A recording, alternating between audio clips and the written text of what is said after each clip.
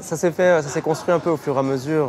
Il n'y avait pas une envie particulière de faire, d'aller dans une direction ou une autre ou de faire des effets, enfin des images à effets assez marqués, mais c'était plutôt de rester plutôt fidèle à ce qu'on avait. Et puis les décors étaient tellement riches et beaux, tout simplement, il ne fallait pas en rajouter ou chercher à. Donc j'ai essayé d'être le plus fidèle à la lumière qui existait déjà. Donc c'était un peu l'esprit que finalement voulait le réalisateur, parce qu'on n'en avait pas directement parlé, mais ça s'était construit au fur et à mesure quoi, du tournage. Pour plusieurs raisons. Euh, Déjà, pour dire un truc assez terre à terre, c'était pour la robustesse de la caméra. On partait Mauritanie, déjà c'était à 2 jours de voyage en voiture de la capitale, du premier aéroport. On était un peu loin de tout et puis c'est une période quand même où il fait assez chaud, des vents de sable. Voilà, j'ai eu souvenir voilà, avec d'autres caméras qui étaient peut-être un peu plus fragiles, qui ne pouvaient pas supporter des conditions aussi extrêmes. Je n'avais pas envie que le matériel nous lâche en cours de route, quoi. Et ça nous aurait retardé. Voilà, donc je suis parti pour cet aspect-là, quoi. On avait les deux caméras en plus, donc on était même, je me suis dit, même au cas où, on aurait pu s'en sortir.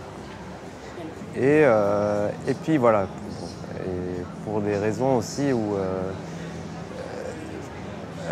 avec l'Alexa, je me sens un peu plus en sécurité, on va dire, pour travailler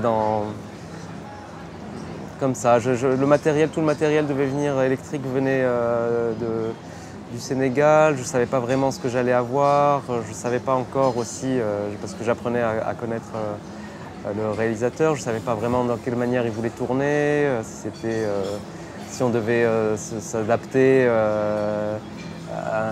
aux conditions de lumière, de décor. Est-ce que j'aurais le temps d'éclairer?